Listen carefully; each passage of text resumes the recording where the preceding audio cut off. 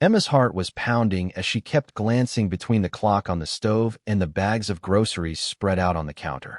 Late afternoon sunlight poured through the kitchen window, lighting up the dust floating in the air. She was nervous, no doubt about that, but she had made up her mind. Tonight was it. Her husband Ryan would be walking through the door in under an hour, and she was set on having an honest talk over dinner. She was worn out by the same old routine and the quiet pressure building up in her own head. She'd already talked things over with her best friend, Sarah, earlier that day. Sarah's voice kept playing in her mind, giving her the push she needed. Emma, you deserve a little thrill in your life. Life's too short to stay stuck in a boring marriage, Sarah had said. It's fine having a husband, but you also need to feel attractive and wanted. It's good for your heart, and not just physically. If Ryan really cares, he'll adjust. Every time Emma went over Sarah's words, she felt a deeper conviction, like she had just uncovered something life-changing. After all, Sarah made it sound easy.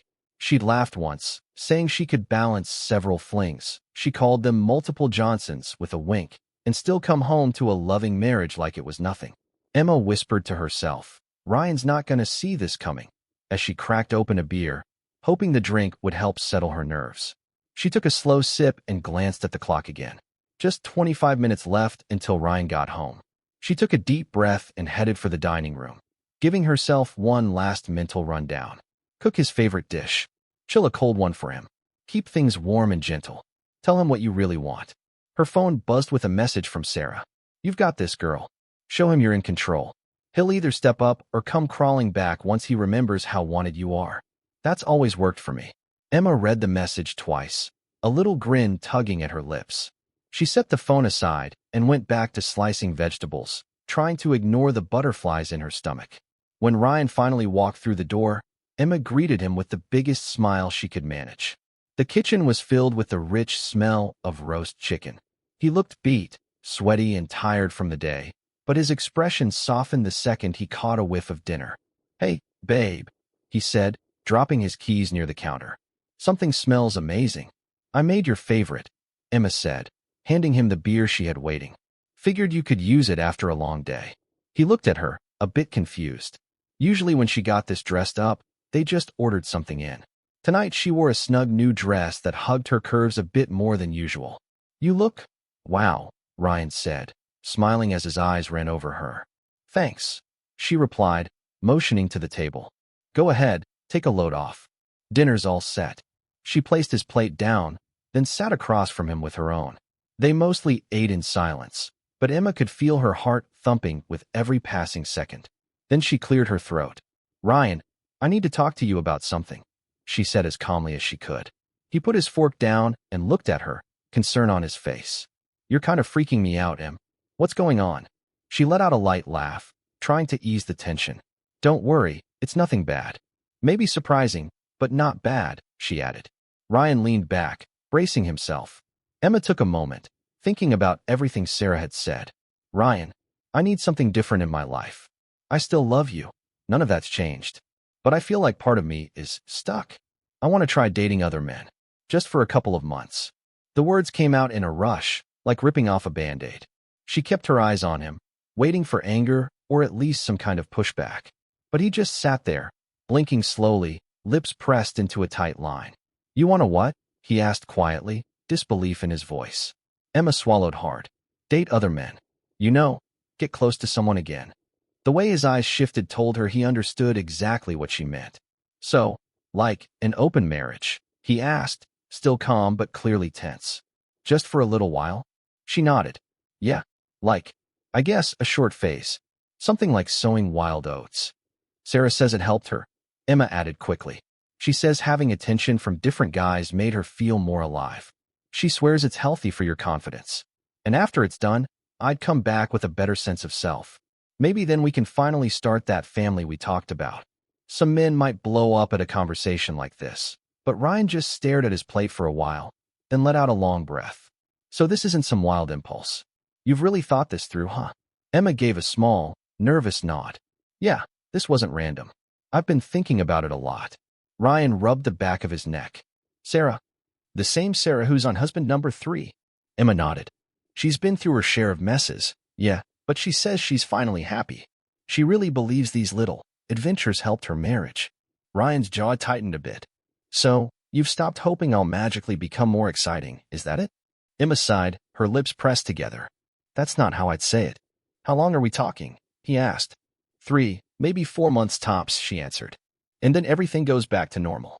Without a word, Ryan pushed his plate aside, leaving most of his dinner untouched.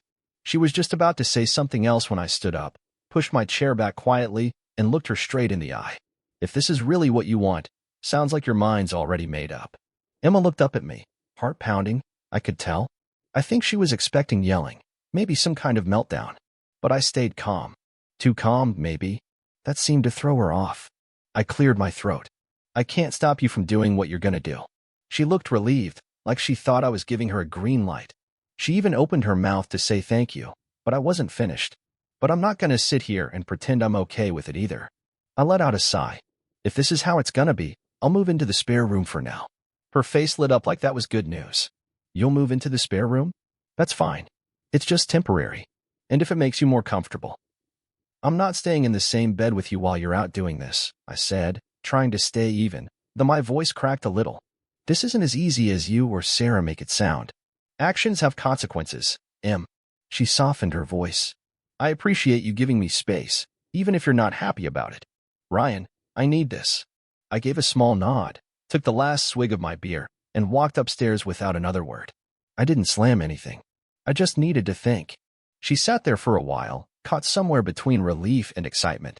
I could hear her phone buzz downstairs. She must have been texting Sarah. Text from Emma to Sarah. He didn't fight me. Probably upset, but not angry. I think he'll come around. This might actually work. She even smiled to herself, completely unaware of what she was about to set in motion. The next morning, I left early without saying much. Emma waited until mid-morning, then called Sarah. Hey, Em, Sarah answered, all bubbly. How's the free bird feeling? Oh, Sarah, he didn't lose it at all, Emma said, pacing the living room. He was calm. Moved into the spare room. It was almost scary. Sarah laughed like that was the best news ever. Girl, that's perfect. I told you, men either blow up or go silent for a bit. Don't worry, once he realizes other guys are interested in you, he'll come around. Emma hesitated, thinking about all the stories Sarah used to tell, the wild nights, the excitement, the so-called empowerment. You've really done this? With, like, several guys? Oh yeah, Sarah bragged. Last summer when David was out of town, I had a few guests over. It was thrilling. I felt alive. And afterward? David couldn't keep up, so he stopped trying. Gave me all the space I wanted. She went on about how it helped her confidence, her health, even their bedroom life.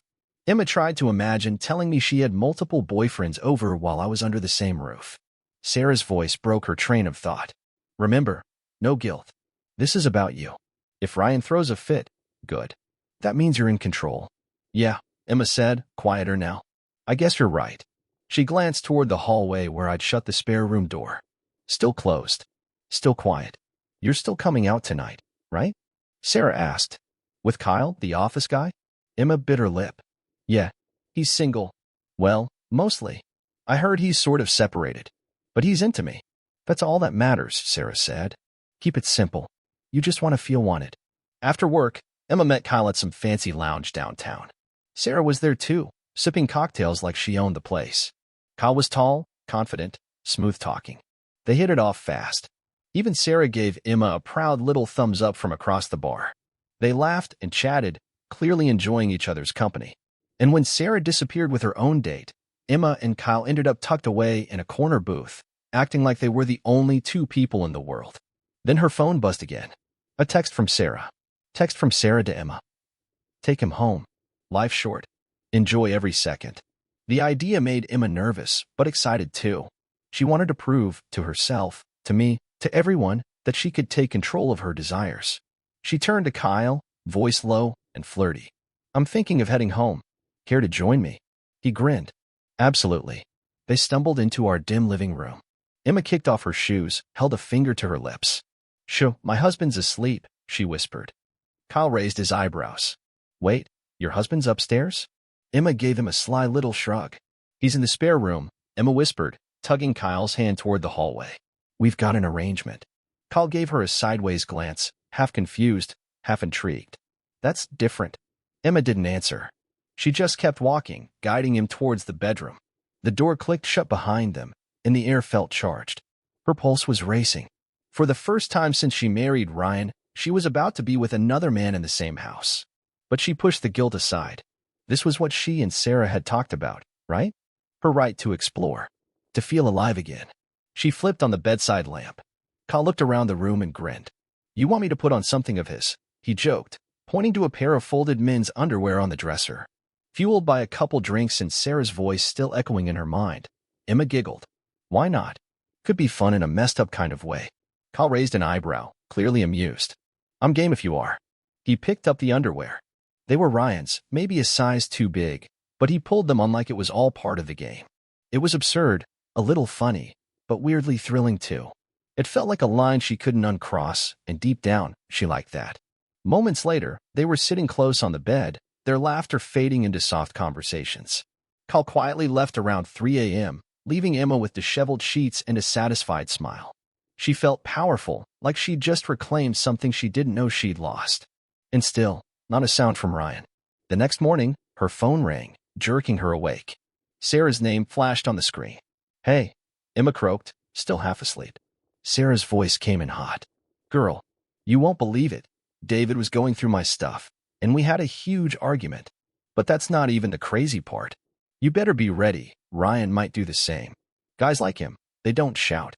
They get sneaky. Emma sat up. I don't think Ryan cares. Seriously. I invited Kyle over last night, and he didn't say a word. No text.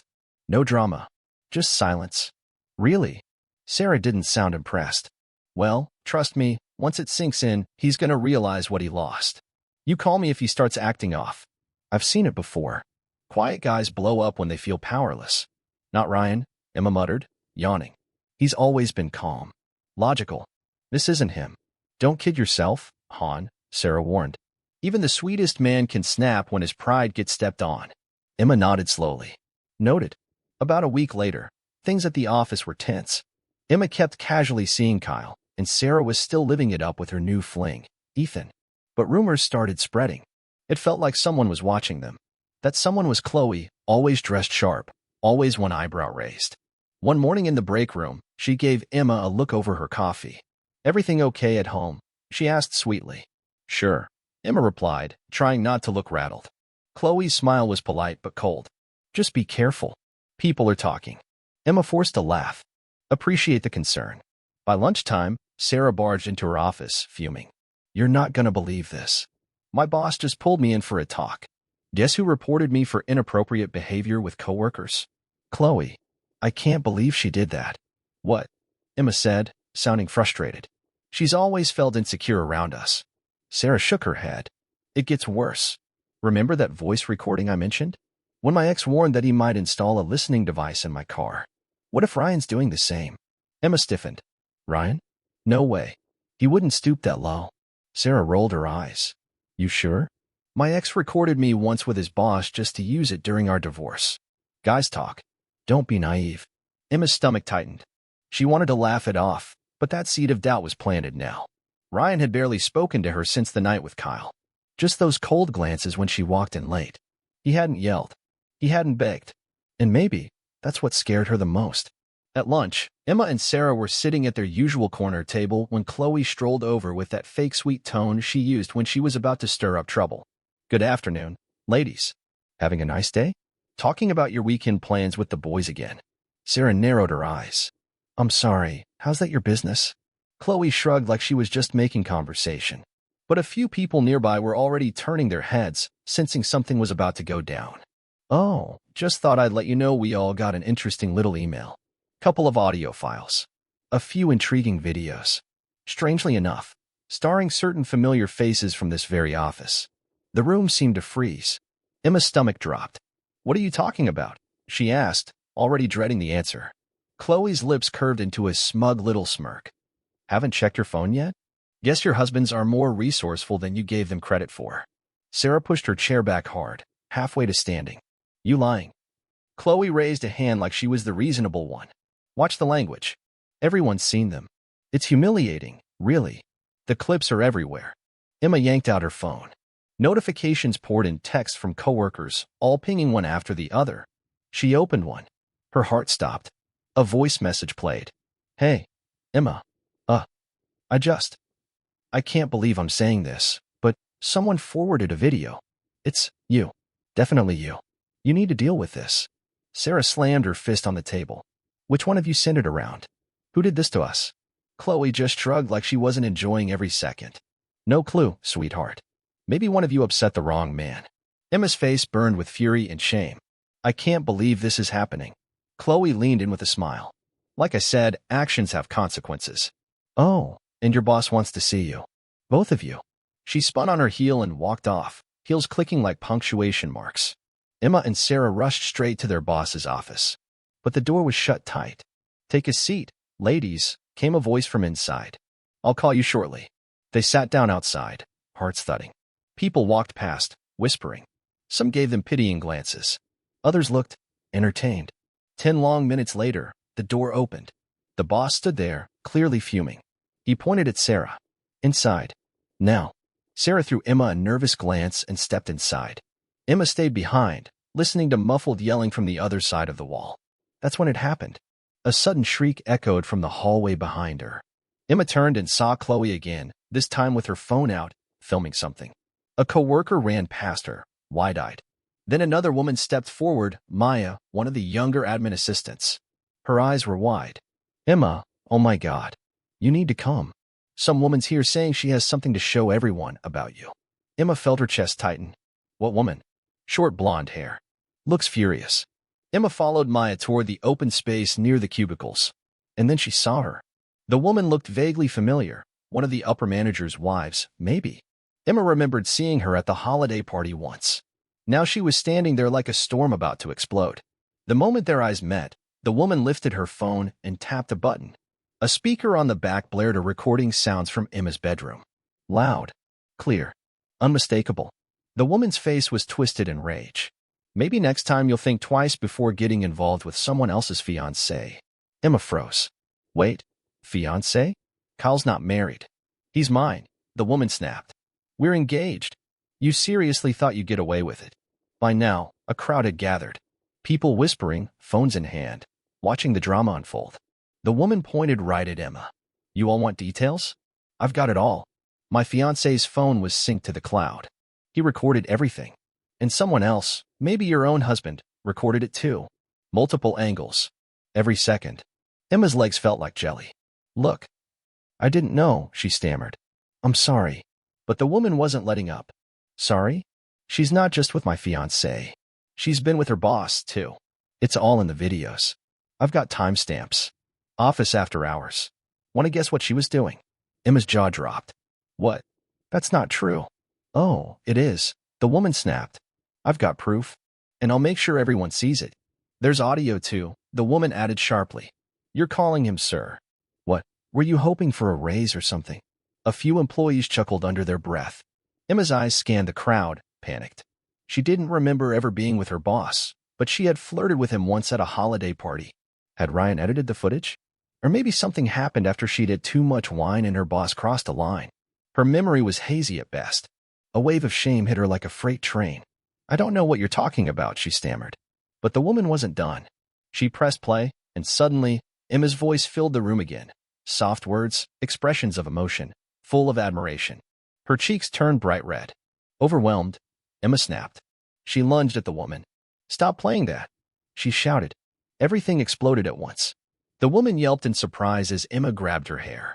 The phone slipped from her hand and fell to the floor. Chaos erupted.